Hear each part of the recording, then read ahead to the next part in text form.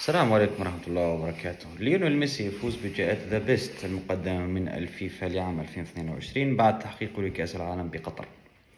كثير في اعتراض على هاي الجائزة، كثير في ناس عم تحكي انه بنزيما احق فيها بكثير بحكم الالقاب اللي حققها مع ريال مدريد، وبحكم التأثير اللي كان يأثره بنزيما مع نادي ريال مدريد، بحكم الاهداف اللي سجلها بأقلها بالادوار الاقصائية بدوري ابطال الموسم الماضي، واللي كان الرابع عشر لصالح ريال مدريد.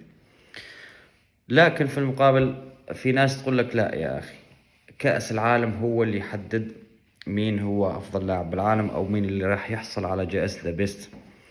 نعم، أنا بوجهة نظري أنه نعم، اللي يفوز بكأس العالم، اللي يكون مؤثر كثير بكأس العالم على فريقه ويساعد فريقه أنه ياخذ اللقب، هو الأحق بهاي الجائزة بغض النظر عن دوري الأبطال، لأنه كأس العالم يقام كل 4 سنوات، والمباراة تكون صعبة وفيها أفضل منتخبات في العالم، يعني أفضل منتخبات في العالم واللي تضم أفضل لاعبين بالعالم. أنت تكون مؤثر وتفوز مع ناديك أو عفوا منتخبك مع هذول اللاعبين ضد اللاعبين الأفضل بالعالم، فأنت تستحق جائزة ذا بيست. نعم، ميسي يستحقها على هذا التأثير، ميسي يستحقها لأنه ختاما لمسيرته حقق كأس العالم، مش لمستوى مع النادي اللي هو نادي باريس سان جيرمان أو للموسم اللي قدمه الموسم الماضي. على أرض الملعب الأهداف حكينا بنزيما يستحق، لكن تأثير كأس العالم أقوى إعلاميا دوليا على مستوى الرياضيين والمصوتين. تأثير كأس العالم كبير كبير وكبير جدا، لا يقارن بأي بطولة أخرى حول العالم.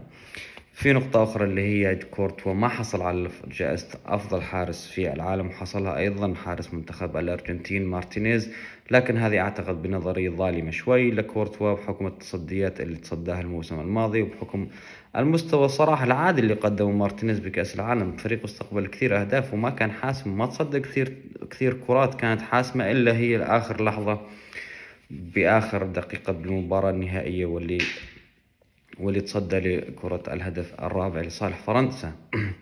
ما يستحق مارتينيز برأيي الشخصي، يستحق كورتوا. نعم، أفضل مدرب سكالوني مدرب الأرجنتين، أيضا برأيي الشخصي أنه يستحق. كارلو أنشيلوتي أبدا ما يستحقها.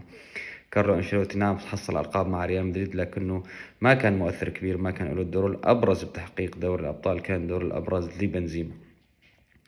الجوائز الأخرى تعتبر جوائز من جماهير، من جوائز فردية، جوائز تشجيعية، هذه كلها غير مهمة بصراحة. المهم كان هو أفضل لاعب في العالم، أو بالأحرى اللي حامل لقب جائزة ذا بيست اللي هو الأفضل في العالم.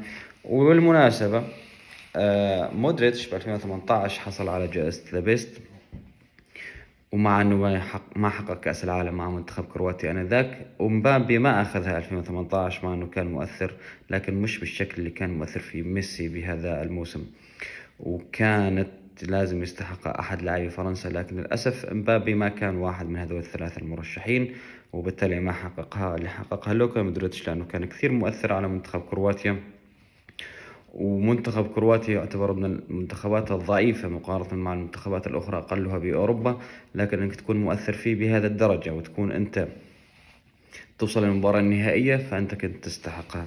هذا كانت استثناء بكأس العالم 2018.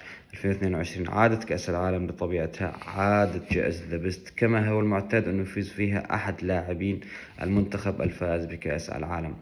نوصل هون لنهاية هذا الفيديو. إذا وصلت لهذا المكان لا تنسى من الاشتراك والدعم، ودمتم بخير وصحة وعافية، وإلى اللقاء.